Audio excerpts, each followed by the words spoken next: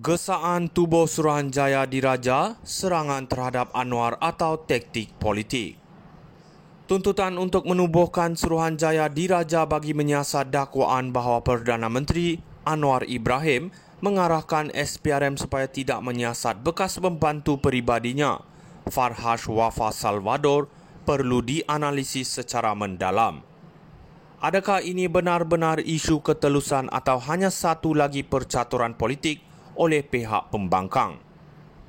Gesaan ini yang dikemukakan oleh Armada Sayap Pemuda Bersatu muncul selepas laporan Bloomberg mendakwa bahawa Anwar telah mencampuri urusan SPRM. Namun, persoalan utama adalah sejauh mana dakwaan ini berasas atau hanya bersandarkan sumber yang tidak jelas. Sebagai pemimpin pembangkang, Bersatu tentunya mempunyai kepentingan untuk terus menekan kerajaan Madani pimpinan Anwar, dan isu ini kelihatan seperti senjata politik yang mudah digunakan. Dakwaan bahawa Anwar juga mengarahkan siasatan terhadap tokoh-tokoh politik seperti Daim Zainuddin dan Dr. Mahathir Mohamad menambah lagi elemen sensasi dalam cerita ini.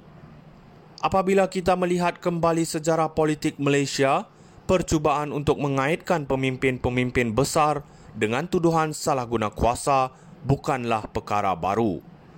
Ia sering digunakan sebagai taktik untuk melemahkan kredibiliti pihak lawan. Namun kita tidak boleh mengabaikan gesaan untuk siasatan yang telus. Sekiranya benar Anwar mengarahkan SPRM untuk melindungi bekas pembantunya, tindakan tersebut akan memberi impak besar terhadap integriti pentadbirannya.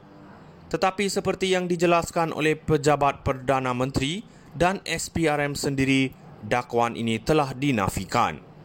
Apakah gesaan ini hanya berlandaskan spekulasi atau adakah terdapat bukti konkret yang dapat dikemukakan? Pemerhatian juga perlu dibuat terhadap peranan pihak berkuasa dalam menyiasat aduan terhadap seorang Perdana Menteri. Adakah seorang inspektor benar-benar berupaya menyiasat pemimpin tertinggi negara? Ini menimbulkan persoalan mengenai mekanisme penguatkuasaan undang-undang di Malaysia, di mana terdapat keperluan untuk memastikan siasatan yang bebas dan adil tanpa dipengaruhi oleh mana-mana pihak.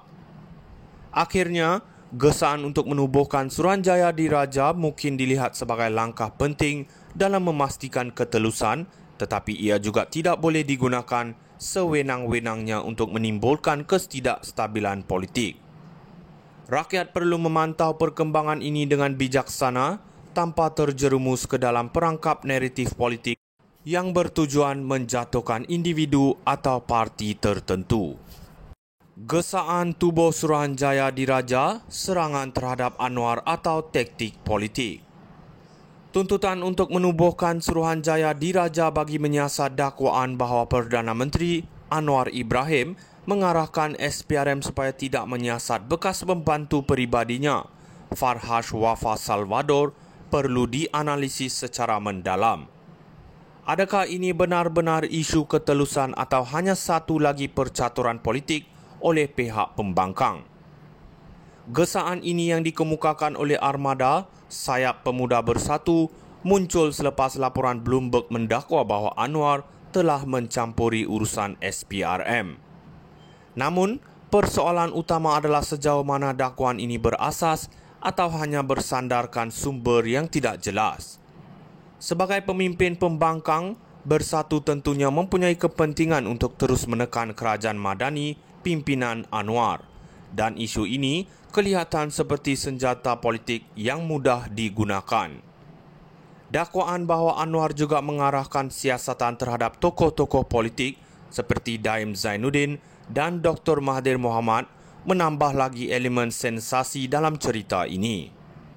Apabila kita melihat kembali sejarah politik Malaysia, percubaan untuk mengaitkan pemimpin-pemimpin besar dengan tuduhan salah guna kuasa bukanlah perkara baru.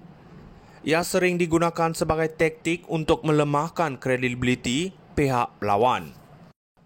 Namun kita tidak boleh mengabaikan gesaan untuk siasatan yang telus. Sekiranya benar Anwar mengarahkan SPRM untuk melindungi bekas pembantunya, tindakan tersebut akan memberi impak besar terhadap integriti pentadbirannya.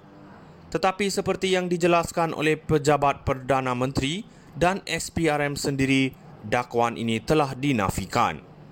Apakah gesan ini hanya berlandaskan spekulasi atau adakah terdapat bukti konkret yang dapat dikemukakan?